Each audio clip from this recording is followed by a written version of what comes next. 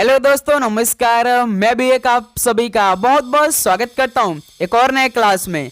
तो साथियों, जैसा कि दिल्ली पुलिस कांस्टेबल का एग्ज़ाम 18 दिसंबर से शुरू हो रहे हैं, तो आज की इस क्लास में 18 दिसंबर के लिए जीके जीएस का पूरा पेपर को हल करेंगे। तो साथियों, जैसा कि दिल्ली पुलिस के पेपर में सबसे अधिक जीके जीएस का ही पूरे 50 क्वेश्चन 50 नंबर के आने वाले हैं, तो आज की इस क्लास में हम लोग जीके पेपर का पूरा हल देखने वाले हैं।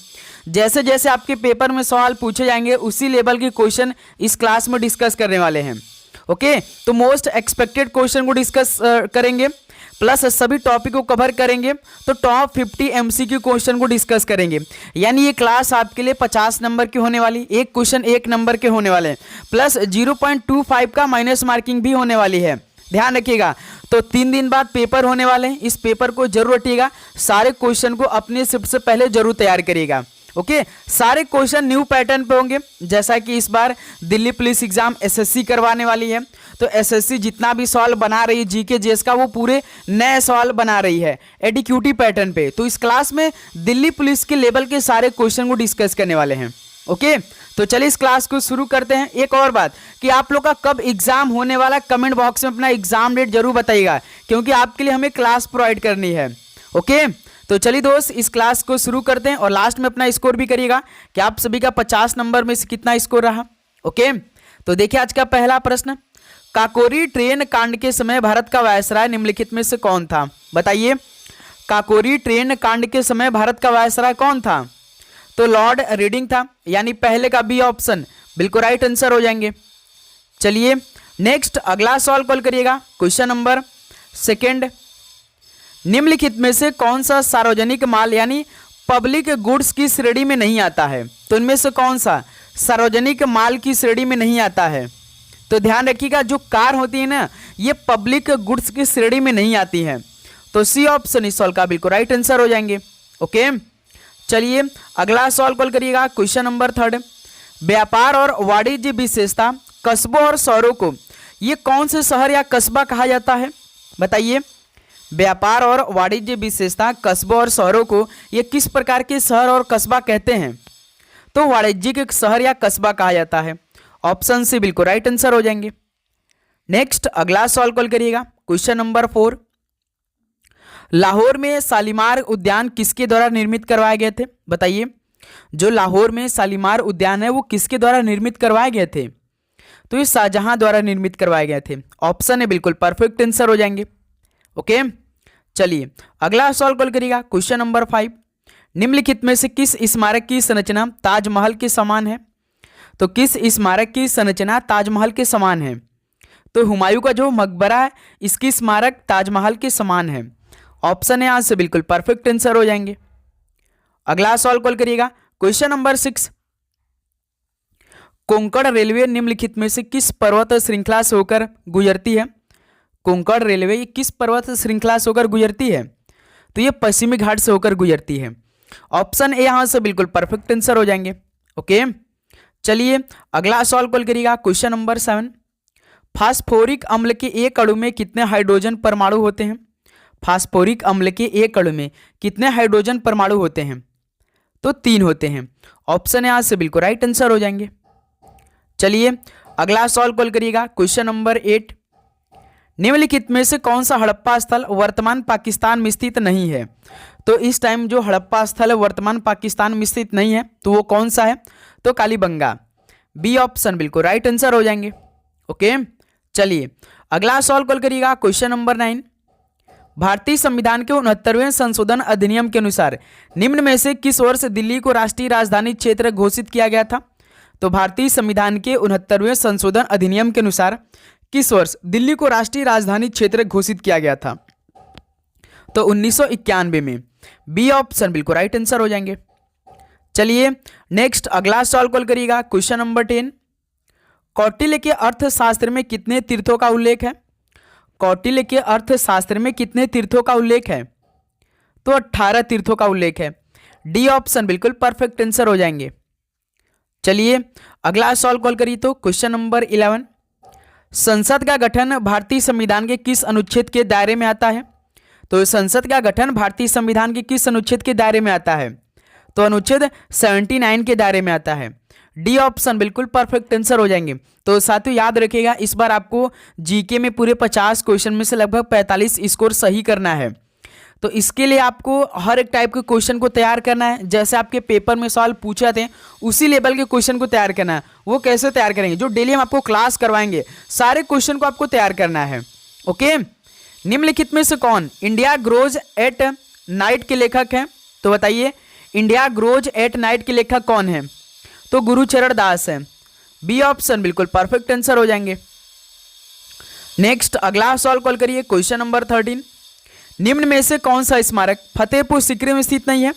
तो कौन सा स्मारक फतेहपुर सीकरी में स्थित नहीं है?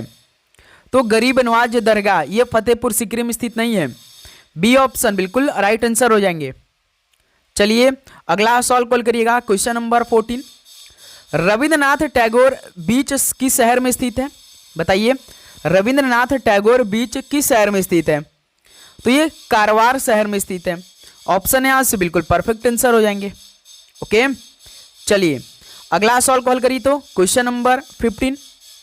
बौद्ध धर्म के संदर्भ में महायान का अर्थ क्या होता है? बौद्ध धर्म के संदर्भ में महायान का अर्थ क्या है? तो महान वाहन है। ऑप्शन सी बिल्कुल राइट आंसर हो जाएंगे। और आप चैनल को सब्सक्राइब भी कर लेंगे, क्योंकि 18 दिसंबर को तो ये हमें मालूम हो जाएगा कि 50 क्वेश्चन जीके कैसे पूछेंगे, 15 क्वेश्चन मैथ के कैसे पूछेंगे, रीजनिंग के 25 क्वेश्चन कैसे पूछेंगे, इसके अलावा 10 क्वेश्चन कंप्यूटर के कैसे पूछेंगे। तो पूरे पेपर का सोल्यूशन आपको करवाना है। तो आप चैनल को सब्सक्राइब करके नोटिफिकेशन को भी ऑन कर लेंगे। श्री कालहस्ती मंदिर किस राज्य में स्थित है? श्री कालहस्ती मंदिर किस राज्य में स्थित है? तो ये आंध्र प्रदेश में स्थित है। बी ऑप्शन बिल्कुल राइट आंसर हो जाएंगे। अगला सवाल कॉल करिए, क्वेश्चन नंबर 17। चिनाब नदी का ऋग्वैदिक नाम क्या था? चिनाब नदी का ऋग्वैदिक नाम क्या है? तो अस्किनी था। ऑप्शन सी बिल्कुल राइट आंसर हो जाएंगे। अगला सवाल कॉल करिएगा, क्वेश्चन नंबर 18।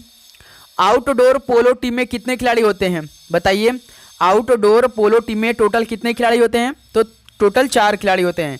डी ऑप्शन बिल्कुल राइट आंसर हो जाएंगे। अगला सवाल कॉल करिएगा, क्वेश्चन नंबर 19। प्राकृतिक भूकंप ज़्यादातर कहाँ पर होते हैं भाई, किस मंडल में होते हैं? जो प्राकृतिक भूकंप होते हैं वो ज़्यादातर किस में होते हैं? तो स्थल मंडल में होते हैं। बी ऑप्शन बिल्कुल राइट आंसर हो जाएंगे। चलिए अगला सवाल कॉल करिएगा, क्वेश्चन नंबर 20। पादपों में श्वसन प्रक्रिया के दौरान निम्न में से कौन सा उत्पाद के रूप में मुक्त नहीं होता है? बताइए, पादपों में श्वसन प्रक्रिया के दौरान कौन सा उत्पाद के रूप में मुक्त नहीं होता है? तो ध्यान रखिएगा, ऑक्सीजन ये मुक्त रूप से नहीं होता है। ऑप्शन यहाँ से बिल्कुल राइट आंसर हो जाएंगे। अगला सवाल कॉल करिएगा, क्वेश्चन नंबर 21। भारतीय संविधान का अनुच्छेद 124 और 217 निम्नलिखित में से ये किससे संबंधित है? बताइए, भारतीय संविधान का अनुच्छेद 124 और 217 ये किससे संबंधित है? तो ध्यान रखिएगा, ये न्यायाधीश की नियुक्ति से संबंधित है। बी ऑप्शन बिल्कुल राइट आंसर हो जाएंगे। जैसे मुख्यमंत्री की नियुक्ति 164 अनुच्छेद संबंधित है और राज्यपाल की नियुक्ति 155 से संबंधित है। यूपीएससी अध्यक्ष की नियुक्ति तो 316 से संबंधित है।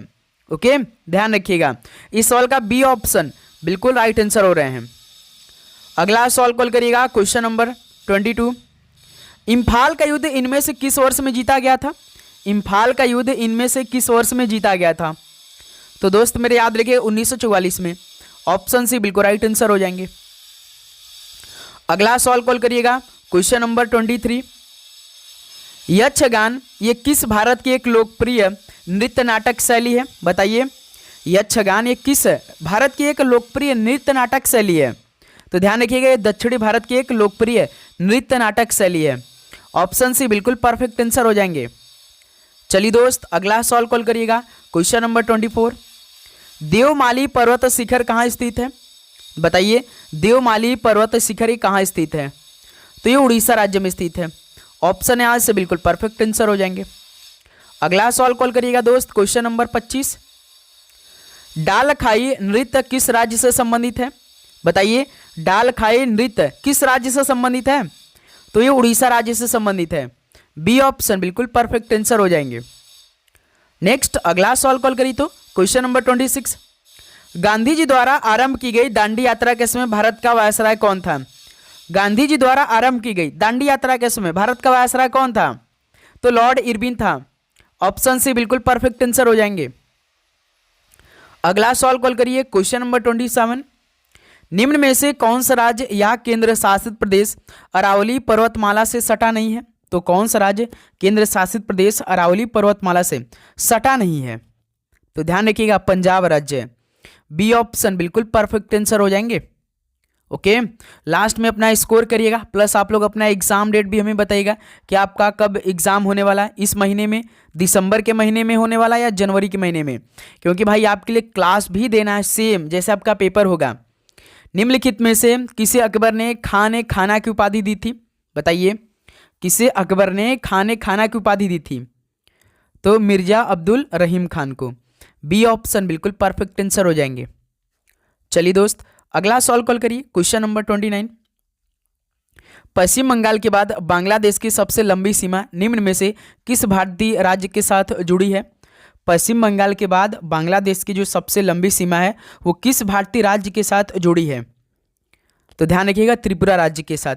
डी ऑप्शन बिल्कुल परफेक्ट आंसर हो जाएंगे। चलिए अगला सवाल कॉल करिएगा, क्वेश्चन नंबर 30। निम्नलिखित में से कौन सा शहर गोमती नदी के तट पर स्थित है? तो इनमें से कौन सा शहर गोमती नदी के तट पर स्थित है? तो भाई लखनऊ शहर, जो कि गोमती नदी के तट पर स्थित है। डी ऑप्शन बिल्कुल परफेक्ट आंसर हो जाएंगे। अगला सवाल कॉल करिएगा, क्वेश्चन नंबर 31। भारत जनगणना 2011 के अनुसार 2001 से लेकर 2011 के बीच निम्न में से किस राज्य में जनसंख्या वृद्धि का प्रतिशत सबसे कम था? बताइए, जनगणना 2011 के अनुसार 2001 से लेकर 2011 के बीच किस राज्य में जनसंख्या वृद्धि का प्रतिशत सबसे कम था? बताइए, तो हिमाचल प्रदेश में। ऑप्शन यहाँ से बिल्कुल परफेक्ट आंसर हो जाएंगे। चलिए दोस्त, अगला सवाल कॉल करिए, तो क्वेश्चन नंबर 32। निम्नलिखित में से कौन सा राज्य बांग्लादेश के साथ अब सबसे लंबी भूमि सीमा साझा करता है? तो कौन सा राज्य बांग्लादेश के साथ सबसे लंबी भूमि सीमा साझा करता है? तो ध्यान रखिएगा, पश्चिम बंगाल ही करती है, दूसरे नंबर पे त्रिपुरा करती है। डी ऑप्शन बिल्कुल राइट आंसर हो जाएंगे। चलिए क्वेश्चन नंबर 33 कॉल करिए। निम्नलिखित में से कौन सा राज्य मांडो महोत्सव के लिए जाना जाता है? तो कौन सा राज्य मांडो महोत्सव के लिए जाना जाता है? तो भाई गोवा राज्य। ऑप्शन यहां से बिल्कुल राइट आंसर हो जाएंगे। अगला सवाल कॉल करिएगा, क्वेश्चन नंबर 34। संविधान 100 संशोधन अधिनियम 2016 में यह किससे संबंधित है? बताइए, यानी संविधान 100वां संशोधन अधिनियम 2016 यह किससे संबंधित था? तो भाई यह वस्तु एवं सेवा कर से संबंधित है। ऑप्शन यहां से बिल्कुल परफेक्ट आंसर हो जाएंगे। नेक्स्ट अगला सवाल कॉल करिएगा, क्वेश्चन नंबर 35। भारत के संविधान का निम्नलिखित में से कौन सा अनुच्छेद धर्म की स्वतंत्रता के अधिकार से संबंधित है? बताइए, भारत के संविधान का कौन सा अनुच्छेद धर्म की स्वतंत्रता के अधिकार से संबंधित है? तो भाई अनुच्छेद 25 से लेकर 28 के बीच में है। ऑप्शन यहां से बिल्कुल परफेक्ट आंसर हो जाएंगे। चलिए दोस्त, अगला सवाल कॉल करिए, क्वेश्चन नंबर 36। लखनऊ में अखिल भारतीय किसान सभा की स्थापना, जिसमें स्वामी सहजानंद सरस्वती अध्यक्ष के रूप में थे, किस वर्ष में हुई थी? बताइए, लखनऊ में अखिल भारतीय किसान सभा की स्थापना जिसमें स्वामी सहजानंद सरस्वती अध्यक्ष के रूप में थे, किस वर्ष में हुई थी? तो 1936 में हुई थी। डी ऑप्शन बिल्कुल राइट आंसर हो जाएंगे। अगला सवाल कॉल करिए, क्वेश्चन नंबर 37। 1988 के 61वें संविधान संशोधन अधिनियम ने मतदान की आयु को कितने वर्ष से घटाकर 18 वर्ष कर दिया? तो भाई 61वें संविधान संशोधन अधिनियम में मतदान की आयु को 21 वर्ष से घटाकर 18 वर्ष कर दिया गया था। बी ऑप्शन बिल्कुल परफेक्ट आंसर हो जाएंगे। ओके, अगला सवाल कॉल करिएगा, क्वेश्चन नंबर 38। कांच महल निम्नलिखित में से किस जिले में स्थित है? बताइए, कांच महल किस जिले में स्थित है? तो ये आगरा जिले में स्थित है। डी ऑप्शन राइट आंसर हो जाएंगे। चलिए अगला सवाल कॉल करिए, क्वेश्चन नंबर 39। भारतीय कपास निगम यानी सीसीआई की स्थापना किस वर्ष में हुई थी? बताइए, भारतीय कपास निगम की स्थापना किस वर्ष में हुई थी? तो 1970 में हुई थी। ऑप्शन ए यहां से बिल्कुल राइट आंसर हो जाएंगे। चलिए दोस्त, अगला सवाल कॉल करिए, क्वेश्चन नंबर 40। निम्नलिखित में से कौन सा एक प्राकृतिक पारिस्थितिकी तंत्र है? तो साथियों, इनमें से कौन सा एक प्राकृतिक पारिस्थितिकी तंत्र है? तो याद रखिएगा, 1 है भाई एक प्राकृतिक पारिस्थितिकी तंत्र। तो सी ऑप्शन बिल्कुल राइट आंसर हो जाएंगे। चलिए अगला सॉल्व कॉल करिए क्वेश्चन नंबर 41। निम्नलिखित में से किस नृत्य में नृत्य करते समय टांगे मुड़ी हुई होती हैं जबकि पैर तालबद्ध होते हैं? बताइए किस नृत्य में नृत्य करते समय टांगे मुड़ी हुई होती हैं जबकि पैर तालबद्ध होते हैं? तो भाई भरतनाट्यम में, डी ऑप्शन बिल्कुल परफेक्ट आंसर हो जाएंगे। ओके, नेक्स्ट अगला सॉल्व कॉल करिए क्वेश्चन नंबर 42। भगौड़ा आर्थिक अपराधी अधिनियम किस वर्ष में पारित किया गया था? भगौड़ा आर्थिक अपराधी अधिनियम किस वर्ष में पारित किया गया था? तो 2018 में पारित किया गया था। डी ऑप्शन बिल्कुल राइट आंसर हो जाएंगे। अगला सॉल्व कॉल करिए क्वेश्चन नंबर 43। भारत की जनगणना 2011 के अनुसार 2001 से लेकर 2011 के बीच निम्नलिखित में से किस राज्य की जनसंख्या में अधिकतम प्रतिशत वृद्धि हुई थी? बताइए भारत की जनगणना 2011 के अनुसार 2001 से लेकर 2011 के बीच किस राज्य की जनसंख्या में अधिकतम प्रतिशत वृद्धि हुई थी? तो भाई छत्तीसगढ़ राज्य में, ऑप्शन सी बिल्कुल राइट आंसर हो जाएंगे, ध्यान रखिएगा। चलिए अगला सॉल्व कॉल करिए क्वेश्चन नंबर 44। निम्नलिखित में से कौन सा त्यौहार आंध्र प्रदेश, तेलंगाना और कर्नाटक राज्यों में नए साल के दिन के रूप में मनाया जाता है? बताइए कौन सा त्यौहार आंध्र प्रदेश, तेलंगाना और कर्नाटक राज्यों में नए साल के दिन के रूप में मनाया जाता है? तो ध्यान रखिएगा उगादी है भाई, डी ऑप्शन बिल्कुल राइट आंसर हो जाएंगे। चलिए अगला सॉल्व कॉल करिए क्वेश्चन नंबर 45। निम्नलिखित में से किस शहर में छोटा इमामबाड़ा स्थित है? तो किस शहर में छोटा इमामबाड़ा स्थित है? तो लखनऊ शहर में, ऑप्शन है यहाँ से बिल्कुल राइट आंसर हो जाएंगे। नेक्स्ट अगला सॉल्व कॉल करिए question number 46। Pride and prejudice किसके द्वारा लिखित एक रोमांटिक उपन्यास है? बताइए प्राइड एंड प्रीजुडिस ये किसके द्वारा लिखित एक रोमांटिक उपन्यास है? तो भाई जेन ऑस्टन के द्वारा लिखित एक रोमांटिक उपन्यास है, ऑप्शन सी बिल्कुल राइट आंसर हो जाएंगे। अगला सॉल्व कॉल करिए तो क्वेश्चन नंबर 47। मानस सरोवर झील निम्नलिखित में से कौन सी नदी का उद्गम स्थल नहीं है? मानस सरोवर झील ये किस नदी का उद्गम स्थल नहीं है? तो भाई चिनाब नदी का, बी ऑप्शन बिल्कुल राइट आंसर हो जाएंगे। अगला सॉल्व कॉल करिए क्वेश्चन नंबर 48। निम्नलिखित में से कौन सा मुगल सम्राट तंबाकू की लत से इतना अधिक चिंतित था कि उसने इस पर प्रतिबंध लगा दिया? बताइए कौन सा मुगल सम्राट था जो कि तंबाकू की लत से इतना अधिक चिंतित था कि उसने इस पर प्रतिबंध लगा दिया? तो भाई जहांगीर था, ऑप्शन ए यहाँ से बिल्कुल राइट आंसर हो जाएंगे। चलिए नेक्स्ट अगला सॉल्व कॉल करिए question number 49। IIFA international Indian film academy जो 2025 का सर्वश्रेष्ठ अभिनेता कौन बने थे? बताइए आईफा के सर्वश्रेष्ठ अभिनेता कौन बने थे? तो ध्यान रखिएगा कार्तिक आर्यन बने थे, ऑप्शन है यहाँ से बिल्कुल परफेक्ट आंसर हो जाएंगे। चलिए दोस्त लास्ट क्वेश्चन हल करिए तो हाल ही में यूनेस्को की अस्थायी धरोहर सूची में शामिल राष्ट्रीय उद्यान कौन सा है? हाल ही में यूनेस्को की अस्थायी धरोहर सूची में शामिल राष्ट्रीय उद्यान कौन सा है? तो कांगेर घाटी राष्ट्रीय उद्यान है जो कि छत्तीसगढ़ राज्य में स्थित है, ऑप्शन यहाँ से बिल्कुल राइट आंसर हो जाएंगे। तो साथियों फाइनली 50 क्वेश्चन आपका कंप्लीट हो चुका है। तो अब बताइए आप सभी का 50 क्वेश्चन में से लगभग कितना स्कोर रहा? तो जीके में पूरे आपके 50 के 50 क्वेश्चन आने वाले हैं दिल्ली पुलिस कांस्टेबल के पेपर में। तो जिनका पेपर दिल्ली पुलिस कांस्टेबल का है इस क्लास को कंप्लीट करेंगे, लगातार आप सारे क्वेश्चन को तैयार करेंगे।